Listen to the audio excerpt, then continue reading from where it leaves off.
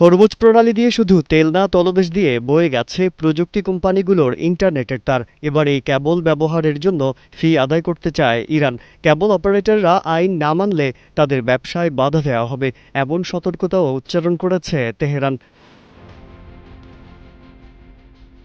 ইরানের সামরিক মুখপাত্র ইব্রাহিম জুলফাগারি এক্স হ্যান্ডেলে দেওয়া এক পোস্টে বলেন, ইন্টারনেট কেবলের উপর ফি আরোপ করা হবে। তিনি আরও বলেন, গুগল, মাইক্রোসফট, মেটা ও অ্যামাজনের মতো কোম্পানিগুলোকে ইরানের আইন মেনে চলতে হবে এবং কেবল ব্যবহারের জন্য লাইসেন্স ফি দিতে হবে। হরমুজ প্রণালী দিয়ে তেলের জাহাজ চলাচলে বাধাগ্রস্ত হওয়ায় বিশ্বে জ্বালানির দাম বেড়ে গেছে। এখন ইন্টারনেট সংযোগ ব্যাহত হলে বৈশ্বিক যোগাযোগ ব্যবস্থা ও বাণিজ্য মারাত্মকভাবে ব্যাহত হতে পারে। এক্সট্রিম মশার কয়েল প্ল্যান্ট ফাইবার দিয়ে তৈরি, তাই সহজে ভাঙে না, সুগন্ধিযুক্ত ও নিরবিচ্ছিন্নভাবে জ্বলে। ডেঙ্গু, চিকুনগুনিয়া বাহি সহ যে কোনো মশার বিরুদ্ধে দেয় এক্সট্রিম সুরক্ষা।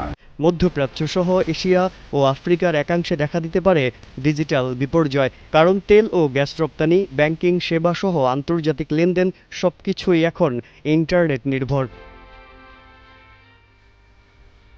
ইরান চলমান যুদ্ধে তেলের মতো ডিজিটাল সংযোগ ব্যবস্থাকেও তাদের অস্ত্র করতে চাইছে। তেহরান মনে করছে এর ফলে দর কষাকষিতে তাদের সুবিধা হবে। এমনিতেই জ্বালানি সংকটে বিশ্ব এক অনিশ্চিত সময় পার করছে। এখন সাবমেরিন কেবলকে যুদ্ধের অস্ত্র করা হলে যে পক্ষটি ক্ষতিগ্রস্ত হবে তারা আর কেউ না, বিশ্বের বিভিন্ন দেশের কোটি কোটি সাধারণ মানুষ।